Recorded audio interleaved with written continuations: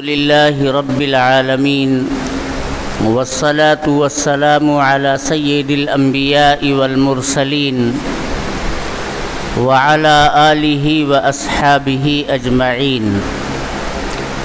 أما بعد فقد قال الله تبارك وتعالى في القرآن المجيد والفرقان الحميد: أعوذ بالله من الشيطان الرجيم. بسم الله الرحمن الرحيم. تعاونوا على البر والتقوى ولا تعاونوا على الإثم والعدوان. صدق الله مولانا العظیم. میرے محترم بزرگوں اور دوستوں، اللہ تبارک و تعالی نے تمام مخلوقات کے بیچ میں انسانوں کو روئے زمین پر اپنی منشا کو نافذ کرنے کے لیے اپنا خلیفہ بنا کر کے اتارا ہے. اللہ تعالیٰ کیا چاہتے ہیں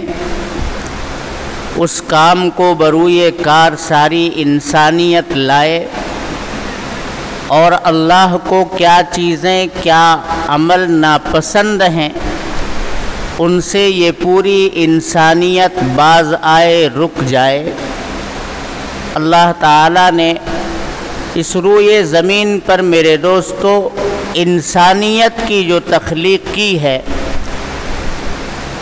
اسباب کے دائرے میں رہ کر کے ہمیں اسی نہج پر زندگی گزار کر کامیابی حاصل کرنی ہے کہ ہم اللہ کی مرضیات کو معلوم کریں،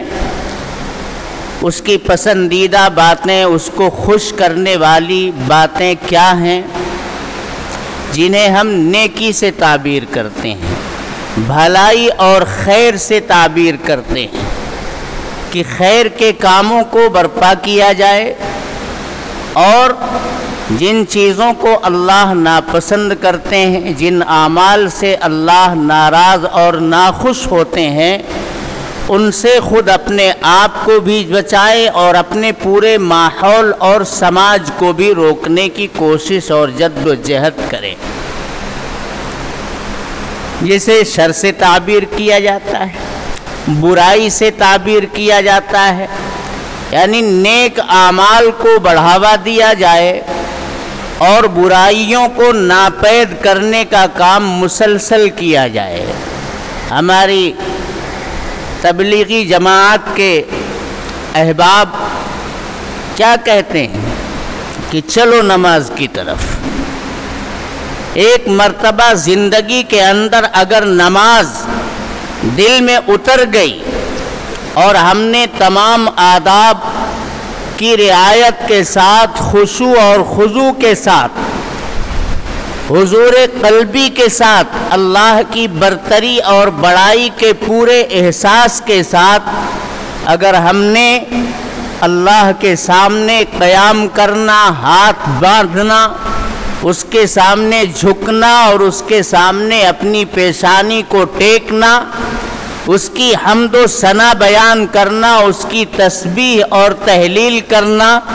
اگر ایک مرتبہ ہم نے محنت کر کے اپنے دل کے اندر پیوست کر لیا تو ان الصلاۃ تنہی عن الفحشاء والمنکر.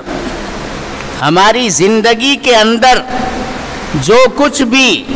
ظاہری گناہ اب تک پائے جا رہے تھے،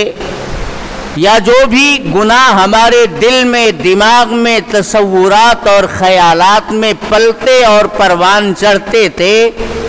انشاءاللہ ان تمام گناہوں کا خاتمہ ہو جائے گا. ان الصلاۃ تنہی عن الفحشاء والمنکر. برائیوں کو ختم کرنے کے لیے جتنی اسلامی تحریکیں چلتی ہیں، چاہے وہ مکاتب کا نظام ہو، مکتب میں کیا کیا جاتا ہے، بچپن ہی کے اندر بچوں کے کورے کاغذ جیسے صاف ستھرے دل کے اوپر اللہ کی وحدانیت، اس کی بزرگی اور برتری کو نقش کیا جاتا ہے، اور جناب محمد الرسول اللہ صلی اللہ علیہ وسلم کی ذات، آپ کی نبوت اور رسالت، آپ کی ہدایات اور آپ کی تعلیمات کی محبت کا میرے دوستو عکس ان کورے کاغذ جیسے صاف ستھرے اور پاکیزہ دلوں کے اوپر بٹھایا جاتا ہے۔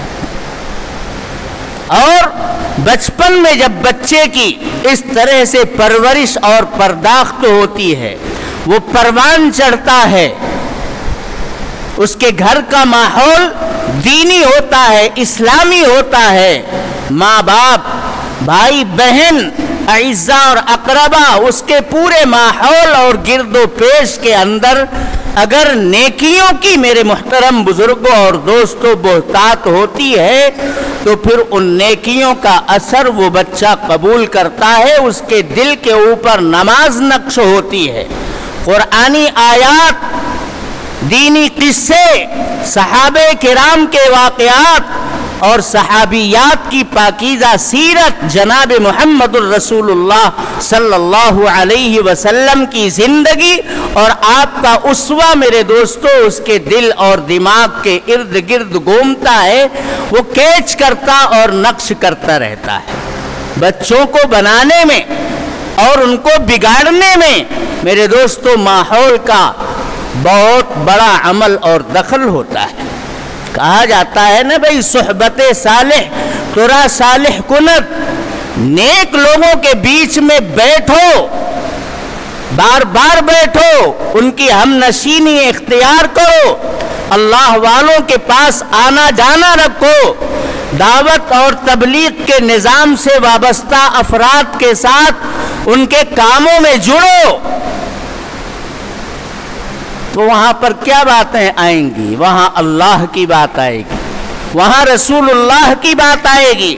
وہاں صحابہ کرام کا تذکرہ آئے گا، صحابیات کا تذکرہ آئے گا، اکابر اور اسلاف کے انقلابی کارناموں کا تذکرہ آئے گا۔ دین میرے محترم بزرگوں اور دوستوں دل اور دماغ کے اندر پیوست ہوگا۔ نیک لوگوں کی صحبت میں بیٹھیں گے، نیک بن جائیں گے، اور صحبت طالح ترا طالح کن، برے لوگوں کی صحبت میں بیٹھو گے، ان کی ہم نشینی اختیار کرو گے، لوہار کی بھٹی پر جاؤ گے تو چنگاری تو بہرحال تمہارے کپڑوں میں بھی سوراخ کرے گی، اور کسی عطر فروش کی دکان پر بیٹھو گے تو وہاں تمہارے کپڑوں کے اندر بھی میرے دوستو ایک مہک اور خوشبو پیدا ہو جائے گی۔ یہ بالکل ظاہر بات ہے اور اس کو ہم محسوس کرتے اور دیکھتے رہتے ہیں۔ ہم اپنے بچوں کو برے ماحول سے بچانے کی کوشش کرتے ہیں، لیکن جیسی کوشش ہماری اور آپ کی ہونی چاہیے وہ کوشش نہیں ہو پاتی۔ ٹھیک ہے، انسان خطا کا پتلا ہے، انسان کے اندر اللہ تبارک و تعالی نے خیر اور بھلائی کی فطرت بھی رکھی ہے، فَأَلْهَمَهَا فُجُورَهَا وَتَقْوَاهَا، اس کے سامنے اللہ نے دونوں راستے کھول کر کے رکھے ہیں کہ یہ لے، یہ راستہ بھی تیرے اختیار میں ہے، اپنے پاؤں سے چل کر کے جائے گا، جنت کے داخلی دروازے پر پہنچ جائے گا، اور یہ راستہ بھی کھلا ہوا ہے، یہ شیطان کا راستہ ہے، یہ ابلیس کا راستہ ہے، یہ بدکاروں اور بروں کا راستہ ہے، اس پر بھی تو چل کر کے اپنے پیروں سے جا سکتا ہے۔ تیرے پیروں میں بیڑیاں ڈالنے کے لیے اس دنیا کے اندر کوئی نہیں آئے گا میری طرف سے، میں نے اس دنیا کے اندر تیرے سامنے فسق اور فجور کے راستے بھی کھلے رکھے ہیں، اور تیرے سامنے نیکیوں کے راستے بھی کھلے رکھے ہیں، اور تیرے پیروں میں تیری جسامت میں نے یہ طاقت اور اختیار دے رکھا ہے کہ اس پر چلے گا تب بھی چل جائے گا، اور اس پر چلے گا تب بھی چل جائے گا۔ فَأَلْهَمَهَا فُجُورَهَا وَتَقْوَاهَا، ہے انسان کی فطرت میں غلطی کرنا، ہے اس کی سرشت میں خطا کا سرزد ہونا، لیکن میرے محترم بزرگوں اور دوستوں ایسا نہیں ہے کہ وہ نیک اعمال کرنا چاہے تو اس کے لیے کوئی رکاوٹ کھڑی ہو جائے، نہیں، ہمیں اپنے نفس کو، ہمیں اپنے دل اور دماغ کو نیکیوں کی طرف راغب کرنا چاہیے، نیک ماحول کی طرف اپنے آپ کو ہمیشہ لگا کر کے رکھنا چاہیے۔ بنائے عادی اس کا، پھر وہی نفس جو لذات اور خواہشات دنیا کا طالب ہر وقت بنا رہتا ہے، اسی کو نیکیوں کی طلب پیدا ہو جائے گی، نیکیوں کا چسکا لگ جائے گا۔ کیا ہم اپنے بزرگوں کو، اپنے دیندار بھائیوں کو، اپنے ماحول، اپنے سماج اور معاشرے میں دیکھتے نہیں ہیں؟ اذان سے پہلے ہی ان کے دل کے اندر ایک عجیب قسم کی بے چینی پیدا ہو جاتی۔ وہ ہیں اپنے کاروبار میں، اپنی دکان پر، اپنے کارخانے میں، اپنے مکان میں، لیکن ہر وقت ٹک ٹکی باندھ کر کے وہ گھڑی کو، گھنٹال کو دیکھتے رہتے ہیں کہ کہیں نماز کا وقت نہ نکل جائے، کہیں ہماری جماعت نہ چھوٹ جائے۔ بے چینی میرے محترم بزرگوں اور دوستوں ایسے لوگوں کی دیدنی ہوتی ہے۔ کیوں؟ اس لیے کہ انہوں نے اپنے نفس کو کوٹا ہے، نفس کو خوب روندا ہے، نفس کو بنایا ہے، اور نفس کو اپنے قابو میں کرنے کے لیے ہمیشہ لذتوں کو، برائیوں کو دھکا دیا ہے اور نیکیوں کی طرف اپنے نفس کو مائل کیا ہے۔ یہ نفس تو میرے دوستو، اس کے اندر خواہشات کا جنم لینا، یہ تو نفس کی فطرت ہے۔ ہم اپنے نفس کو نیکیوں کی خواہشات کا، نیکیوں کا تمنائی بنانے کا میرے دوستو عادی بنا لیں۔ کچھ دن کی محنت کے بعد ہم دیکھیں گے کہ ہمارے دل کے اندر بھی نیکی کرنے کے لیے بے چینی پیدا ہو جائے گی۔ کوئی بھی خیر کا کام ہمارے سامنے آئے گا، ہمارے دل میں ایک حرص ہوگی، ایک لالچ ہوگی، اور اسی کے اندر میرے دوستو ہم اپنے آپ کو رما دما پائیں گے۔ تو ہر انسان کے اندر خیر کرنے کی بھی صلاحیت ہے، اور ہر انسان کے اندر برائی کرنے کی بھی صلاحیت ہے۔ اس کا اختیار اس دار الاسباب اور اس بڑے سے امتحان حال کے اندر اللہ تبارک و تعالی نے دیا ہے کہ جاؤ، ایک بہت بڑی لامتناہی زندگی کی تیاری کرنے کے لیے ہم نے اس دار الاسباب کے اندر تم کو اتار دیا ہے، جو خیر سے بھی اور شر سے بھی بھری پڑی ہے۔ آپ خیر کی طرف اپنے قدم کو آگے بڑھائیں گے، کوئی روکنے نہیں آئے گا۔ آپ برائی کی طرف بڑھائیں گے اپنے قدم کو، فہمائش کی جائے گی، آپ کو روکا جائے، لیکن آپ اپنے اختیار سے اگر چلنا چاہیں گے تو پھر کون روک سکتا ہے؟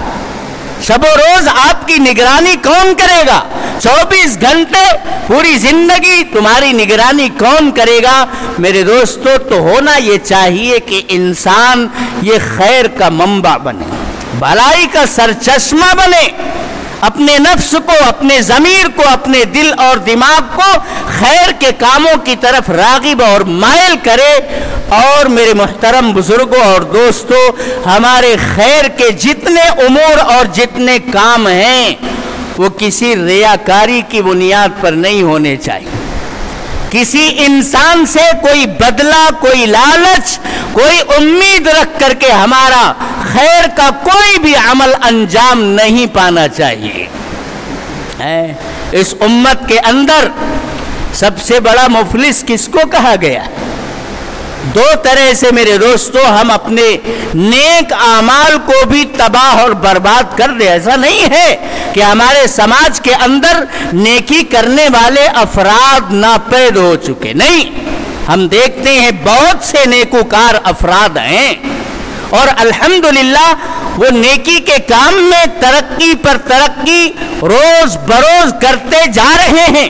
یہاں تک کہ پورے سماج کے اندر ان کی اپنی نیکی کرنے کی بنیاد پر ایک شناخت اور ان کی ایک پہچان بن جاتی ہے۔ جب بھی کسی کار خیر کا ارادہ کیا جاتا ہے تو انہیں بلایا جاتا ہے تبرک کے طور پر، ان سے دعا لینے کے لیے، اپنے گھر، دکان، مکان کا افتتاح کرانے کے لیے۔ میرے دوستو، ہم اور آپ یاد کرتے ہیں کہ نہیں یاد کرتے ہیں؟ اپنے ہی سماج اور اپنے ماحول میں سے جو نیکوکار بندے ہوتے ہیں ان نیکوکاروں کو ہر آغاز اور افتتاح کے موقع پر ہم اور آپ یاد کرتے ہیں، اپنی دعوت میں، اپنی مدارات میں، اپنے خوشی اور غم کے موقع پر ہم ایسے لوگوں کو یاد کرتے ہیں۔ اللہ تبارک و تعالی ہر انسان کو، ہر مسلمان اور مومن کو نیکی اور خیر کا سرچشمہ بنائے، اسے دیکھ کر کے اللہ کی یاد تازہ ہو جائے، اسے دیکھ کر کے اعلاء کلمت اللہ کا، اللہ کے دین کے بلند کرنے کا حوصلہ اور جذبہ پیدا ہو جائے۔ میرے دوستو، جناب محمد الرسول اللہ صلی اللہ علیہ وسلم نے بھی ایک جماعت تیار کی تھی جنہیں صحابہ کرام رضوان اللہ تعالی علیہم اجمعین کے لقب سے ہم یاد کرتے ہیں۔ کیسی جماعت تھی؟ وہ خیر کا منبع تھی، خیر کے چشمے ابلتے تھے ان کی زندگیوں سے، وہ جو کچھ کرتے تھے وہ برحق ہوتا تھا، اسی لیے کہا گیا الصحابۃ کلہم عدول، صحابہ کرام سارے کے سارے عادل ہیں، ان کی باتوں کو اگر تم نے پکڑ لیا بِأَيِّهِمْ اقْتَدَيْتُمْ اِهْتَدَيْتُمْ، ان کے کسی بھی صحابی کی زندگی کو اگر اپنی زندگی بنانے کی فکر آپ نے کر لی تو آپ کامیاب ہو جاؤ گے، اس لیے کہ صحابہ کرام کے اندر یہ جرأت اور یہ جسارت نہیں تھی کہ اللہ اور اس کی رسول کی مرضی کے خلاف کوئی عمل ان سے سرزد ہو جائے اور وہ ٹھنڈے پیٹ اس کو برداشت کر لیں۔ غلطی پر تنبہ ہوتے ہی اللہ تبارک و تعالی کی طرف سے انہیں توبہ کی توفیق میسر آ جاتی تھی، اسی لیے صحابہ کرام رضوان اللہ تعالی علیہم اجمعین کی مقدس جماعت یہ سراپا عدول ہے۔ ہمیں اسی نہج پر اپنی سوسائٹی کو، اپنے سماج کو، اپنے معاشرے کو، اپنے ماحول کو آج بدلنے کی ضرورت ہے۔ برائیوں کا گراف بڑھتا جا رہا ہے، نیکیاں کم سے کم ہوتی جا رہی ہیں، ہمارے سماج کے اندر نماز کے تعلق سے اتنی بڑی غفلت، کوئی بیداری نہیں۔ اگر مرد کچھ حضرات پڑھ لیتے ہیں تو خواتین کے اندر دیکھا جائے اور بری صورتحال بنی ہوئی ہے۔ ہمارے نوجوانوں کے اندر نماز کی کوئی بات ہی نہیں، کوئی فکر ہی نہیں جیسے ان کے اندر بیدار ہوتی، جبکہ اللہ تبارک و تعالی کا سجدہ کرنے، اسی کی بندگی کرنے کے لیے یہ دنیا میرے محترم بزرگوں اور دوستوں آباد کی گئی ہے۔ یہ اور بات ہے کہ جب ہم بندگی پر کھڑے اتریں گے تو خداوند قدوس روئے زمین کے ہر اقتدار کا مالک اللہ تبارک و تعالی ہمیں بنا دے گا۔ ہم اقتدار حاصل کرنے کے لیے نہیں، بادشاہت اور سلطنت کی میرے دوستو تمنا لے کر کے نہیں، اللہ کے بن جاؤ، اللہ تبارک و تعالی ہر اقتدار تمہارے قبضے قدرت میں دے دے گا۔ قرآن میں آتا ہے نا، قل اللہم مالک الملک تؤتی الملک من تشاء وتعز من تشاء وتذل من تشاء۔ لوگوں سے آپ بتا دیجئے، حضور پاک صلی اللہ علیہ وسلم کو مخاطب کر کے اللہ تبارک و تعالی نے کیا فرمایا؟ قل اللہم مالک الملک۔ مالک الملک کون ہے؟ اللہ تبارک و تعالی کی ذات۔ تؤتی الملک من تشاء، وہ جسے چاہتا ہے حکومت اور سلطنت کا مالک اسے بناتا ہے۔ وتعز من تشاء، عزت اس کے قبضے قدرت میں ہے۔ وتذل من تشاء، اور ذلت دینا بھی اسی کے قبضے قدرت میں ہے۔ بیدک الخیر وہو علی کل شیء قدیر، ہر خیر اسی کے قبضے قدرت میں ہے۔ جو کچھ بھی دنیا کے اندر انقلاب برپا ہوتے ہیں اللہ تبارک و تعالی کی منشا سے ہوتے ہیں، یہ اللہ تبارک و تعالی کی ذات ہے میرے دوستو، جو انقلابات کو برپا کرتی ہے، کبھی ہماری منشا کے مطابق، کبھی ہماری منشا کے مخالف۔ تازیانِ عبرت بن کر کے بعض چیزیں ہمارے سامنے نمودار ہوتی ہیں، لیکن ہم عبرت پکڑنے کے بجائے اور مسلسل گناہوں کے دلدل میں اور غفلت اور بے پرواہی کی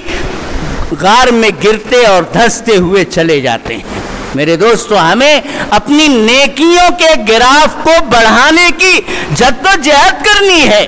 عملی طور پر میدان میں اترنا ہے، اپنے سماج کو، اپنے ماحول کو خیر کے کاموں کی طرف راغب کرانے کے لیے جو کچھ بھی ہم سے بن پڑ سکتا ہے کرنا ہے، اور برائیوں سے روکنے کے لیے جو کچھ بھی ہم سے ممکن ہو سکتا ہے ہمیں کرنا چاہیے۔ اور پھر اللہ نے اگر نیک عمل کی توفیق بخش دی تو منت منہ کی خدمت سلطان ہمیں کنی،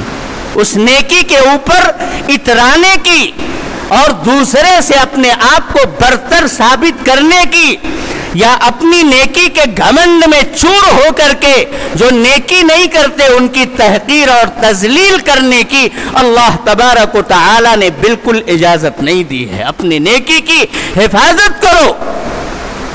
اس نیکی کا بدلہ دنیا کے انسانوں سے مت چاہو، ریاکاری کی بنیاد پر تعریف اور شاباشی حاصل کرنے کے لیے کوئی نیک عمل مت کرو۔ اور اسی کو بنیاد بنا کر کے تمام انبیاء کرام نے میرے دوستو انسانیت کے بیچ میں خیر کو برپا کرنے کی کوشش کی ہے۔ کیا کہتے تھے اپنی قوم سے؟ یا قوم لا اسألکم علیہ اجرا، میں تمہیں اللہ تبارک و تعالی کی طرف، تمہارے خالق اور مالک کی طرف، تمہارے معبود کی طرف تمہاری رہبری، رہنمائی اور فہمائش کرتا ہوں، تم یہ مت سمجھنا کہ اس پر مجھے کوئی اجرت چاہیے، کوئی پیسہ چاہیے، کوئی اقتدار چاہیے، کوئی سماج کے اندر کرسی چاہیے، بالکل کوئی بات نہیں ہے۔ لا اسألکم علیہ اجرا ان اجری الا علی اللہ رب العالمین، میں تو اپنی اس نیکی کا بدلہ اپنے پروردگار سے جو سارے جہان کا پالنہار ہے اس سے حاصل کرنے کی لالچ اور فکر کے اندر رہ کر کے تمہاری فہمائش اور دین کی طرف تمہیں ترغیب دلانے کی کوشش اور جد و جہد کرتا ہوں۔ آپ جانتے ہیں اگر آپ نے اپنے گراف کو اونچا کرنے کے لیے، دکھاوے کے لیے، ریاکاری کے طور پر آپ نے کوئی نیک عمل انجام دیا تو اس کا حشر میدان محشر میں کیا ہوگا؟ سیدنا ابو ہریرہ رضی اللہ تعالی عنہ سے روایت منقول ہے جسے ہم فضائل کی کتابوں میں بار بار پڑھتے ہیں کہ روز محشر اللہ تبارک و تعالی 3 طرح کے لوگوں کو بلائیں گے۔ سب سے پہلے انہی کا حساب کلیئر کر لیا جائے، شہید کو بلایا جائے گا اور اللہ تبارک و تعالی کی نعمتوں کو اسے یاد دلایا جائے گا۔ ارے اللہ نے طاقت دی، توانائی دی، اسباب حرب و ضرب دیے، وہ میدان جنگ میں اللہ کا کلمہ بلند کرنے کے لیے گیا اور اللہ کے راستے میں اس نے اپنی جان کا نذرانہ پیش کر دیا۔ اللہ اپنی نعمتوں کو یاد دلائیں گے، اسے سب یاد آ جائے گا کہ ہاں اللہ نے مجھے طاقت دی تھی، توانائی دی تھی، مجھے ہنر دیا تھا، آلات ضرب و حرب دیے تھے، جو کچھ بھی اسباب تھے اللہ تبارک و تعالی نے فراہم کیے تھے تاکہ میں دشمن سے جا کر کے میدان جنگ کے اندر مقابلہ کر سکوں۔ یہ ساری نعمتیں اللہ نے دی تھی، وہ نعمتیں یاد دلائی جائیں گی۔ کہاں ہاں اللہ تو میری ان نعمتوں کا تو نے کیا کیا؟ سوال ہوگا۔ وہ کہے گا اے پروردگار تو نے مجھے طاقت دی، توانائی دی، آلات حرب و ضرب سے لیس کیا، ہنر دیا، میں نے تیرے نام کو بلند کرنے کے لیے اپنے جسم کے خون کے آخری قطرے تک کو تیرے راستے میں بہا دیا۔ اللہ تعالیٰ کیا کہیں گے؟ اللہ تعالیٰ کہیں گے کہ بھائی تم سچ نہیں کہہ رہے ہو، تم نے تو میرے راستے میں اپنی جان کا نذرانہ کس لیے پیش کیا تھا؟ ذرا اپنے دل کو ٹٹول کر کے بتاؤ۔ تم اس لیے میدان جنگ کے اندر گئے تھے کہ تمہیں بہادر کہا جائے، تمہیں شجاع کہا جائے، مردانہ وار لڑنے والا کہا جائے، سماج کے اندر تمہاری شہرت ہو، تمہاری شاباشی ہو، تمہارے دل کے اندر یہ تمنا مچل رہی تھی جس وقت تم میرے راستے میں سفر کرنے کے لیے نکلے تھے، لہذا جو خواہش اور تمنا تھی وہ تو تمہاری دنیا کے اندر پوری ہو چکی۔ دنیا والوں نے تمہیں بڑا بہادر کہا، تمہیں دلیر کہا، تمہیں شجاع کہا، اب یہاں کچھ نہیں اور حکم ہوگا فرشتوں کو کہ لے جاؤ اور اسے عودے منہ جہنم کے اندر گھسیٹ کر کے ڈال دو۔ تو میرے دوستو، نیکی کرنا اور پھر اس نیکی کی حفاظت کرنا، یہ دونوں کام کرنا ہے ہم کو۔ نیکی کا کام بھی کرنا ہے اور نیک نیتی کے ساتھ وہ عمل انجام دینا ہے۔ کسی انسان سے واہ واہی یا اس پر اجرت اور بدلہ وصول کرنے کی نیت سے ہمارے دین کا کوئی کام عمل میں نہیں آئے۔ اللہ تبارک و تعالی ریا سے ہماری حفاظت فرمائے اور کثرت کے ساتھ نیک عمل کرنے کی اللہ تبارک و تعالی توفیق مرحمت۔ عالم کو بلایا جائے گا، اس کے سامنے اللہ تبارک و تعالی اپنی نعمتیں گنوائیں گے کہ ہم نے تجھے ایسے کنبے میں پیدا کیا جن کے دل کے اندر اللہ اور اس کے رسول کی اور دینی علوم کی محبت تھی، جس کی بنیاد پر انہوں نے میرے الہام کرنے سے تجھے مکتب میں مدرسے میں ڈالا، تو اچھا عالم بنا، فاضل بنا، مفتی بنا، مقرر بنا، محرر بنا، مؤلف بنا، مصنف بنا اور تمام فتوحات حاصل کرتے ہوئے آگے بڑھتا چلا گیا۔ لیکن جیسے جیسے آگے بڑھتا گیا تیرے دماغ کے اندر خناس آ گیا، تکبر آ گیا، تو تقریریں لوگوں کے سامنے کرتا ہے کمنٹ حاصل کرنے کے لیے، لائکس پانے کے لیے، ویڈیو پر لوڈ کرواتا ہے۔ میرے دوستو، اللہ تبارک و تعالی اس سے نعمتوں کو یاد دلانے کے بعد یہ کہیں گے کہ تو نے تو دنیا کے اندر شاباشی اور واہ واہی لینے کے لیے لچھے دار تقریریں کی، بڑی بڑی تالیف اور تصنیف کی کتابیں لکھی تو نے اور بہت کام کیا، لیکن سب دنیا کے اندر حاصل کرنے کے لیے، پاپولر بننے کے لیے، سماج کے اندر اپنے آپ کو بڑا عالم، بڑا قاری، بڑا مفتی کہلانے کے لیے، بڑا مقرر کہا جا چکا۔ حکم ہوگا فرشتوں اسے بھی لے جا کر کے جہنم میں ڈالو۔ ایک مالدار کو جسے اللہ تبارک و تعالی نے مال کی ریل پیل دے رکھی، مٹی پر بھی ہاتھ ڈالتا ہے تو سونا بن جاتا ہے۔ کہا جاتا ہے نا کہ بعض لوگ بڑے لکی ہوتے ہیں، مٹی پر بھی ہاتھ ڈالتے ہیں تو سونا بن جاتا۔ اللہ تبارک و تعالی نے مال دیا ہے، اس مالدار کو بلایا جائے گا کہ میں نے تم کو مال دیا تھا، اپنی نعمتوں سے نوازا تھا، میری نعمتیں یہ ہیں، سب اس کو یاد آ جائیں گی۔ ہاں اللہ تعالیٰ تو نے تو ہمیں بہت نوازا تھا، جس کام میں بھی میں ہاتھ ڈالتا تھا اس کام میں تو مجھے ترقی دیتا تھا، تیری تائید اور نصرت مجھے ہمیشہ شامل حال ملتی تھی۔ تو کیا کیا میرے مال کا؟ کہا جہاں جہاں مصارف میں نے سمجھے تیرے فرمان کے مطابق، رسول اللہ کے فرمان کے مطابق، مسجد بنوانا، سرائے بنوانا مسافروں کے لیے، پانی نہیں ہے کنواں کھدوانا، نل لگانا، غریبوں کی، بیواؤں کی، یتیموں کی مدد کرنا، مدارس اور مکاتب کے اوپر خرچ کرنا، مساجد کی تعمیر کرنا، میں نے تو بہت سارے کام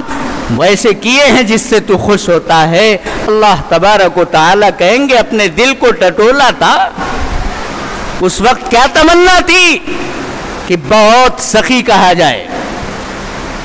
تجھے لوگ سخی کہیں کہ یہ تو بڑا دینداتا ہے، بڑا مرد آدمی ہے، اور نیکی کا کوئی کام ایسا نہیں ہے کہ اس کے سامنے جا کر کے کوئی بات رکھی جائے اور یہ اس میں وافر مقدار میں حصہ نہ لیتا ہو، بڑے بڑے چندے دیتا ہے۔ بیواؤں کی خبرگیری اور بچیوں کی شادی کرانے کے لیے، مدارس اور مکاتب کے قیام اور ان کی ضروریات کا تکفل کرنے کے لیے، اللہ کے گھر کی تعمیر کے میدان میں، رفاہی امور میں بڑے پیسے خرچ کرتا ہے، بڑا سخی آدمی ہے۔ سو دنیا کے اندر جو تمنا تھی وہ تیری پوری ہو گئی، سب نے کہہ دیا تجھ کو اب یہاں کچھ نہیں ملے گا، اس کے بارے میں بھی حکم ہوگا فرشتوں لے جاؤ اور اسے بھی منہ کے بل گھسیٹ کر کے جہنم کے اندر ڈال دو۔ میرے دوستو بتائیے کتنی نیکیوں کے کام کیے گئے، لیکن ان نیکیوں کو بچانے کی فکر نہیں کی گئی، دنیا والوں سے اس کا بدلہ لیا گیا،